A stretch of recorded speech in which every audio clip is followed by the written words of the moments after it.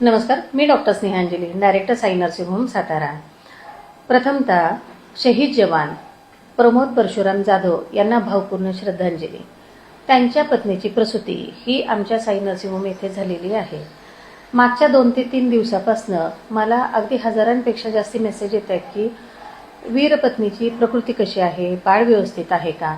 प्रत्येकाला उत्तर देणं खरं तर शक्य नाहीये, म्हणून आवर्जून हा व्हिडिओ त्यांच्यासाठी बनवला।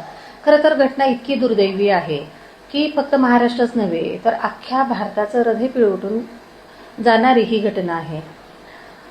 आम्हाला म्हणजे साई नर्सिंग होम, आमच्या इथले सर्व डॉक्टर, स्टाफ, आम्हाला माणुसकीच्या नात्याने जे जे काही करता येत असेल ते अगदी आउट ऑफ द वे जाऊन सुद्धा आम्ही मदत केलेली आहे, इथून पुढेही करणारच आहोत। म्हणूनच निशुल्क तिचा पूर्ण उपचार करावा। कदाचित हीच आमच्यातर्फे फुल नाही फुलाची पाकळी म्हणून त्यांच्या चरणी अर्पण केलेली एक श्रद्धांजली आहे। इथं हॉस्पिटलमध्ये असताना तिचे आप्तेष्ट, कुटुंबीय हे तिची प्रचंड काळजी घेत आहेत, तिची मानसिकता जपत आहेत। आम्हालाही जेवढं शक्य आहे तेवढं आम्ही तिची मानसिकता जपण्याचा प्रयत्न केलेला आहे।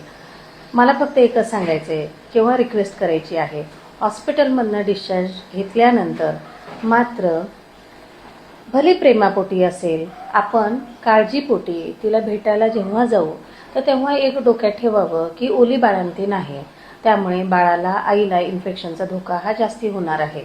आणि दुसरं महत्त्वाचं, पोस्टपार्टम डिप्रेशन किंवा सायकोसिस।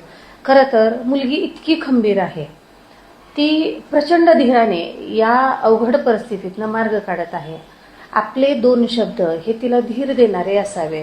फक्त एकच विनंती आहे, आपल्या कुठल्याही वक्तव्याने, वागण्याने, बोलण्याने ती पोस्टपार्टम डिप्रेशनमध्ये गेली नाही पाहिजे।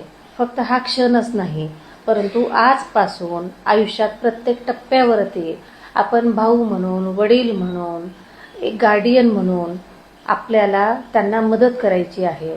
खरं तर ही खऱ्या अर्थानं आपली या वीर जवानाला श्रद्धांजली असेल। धन्यवाद।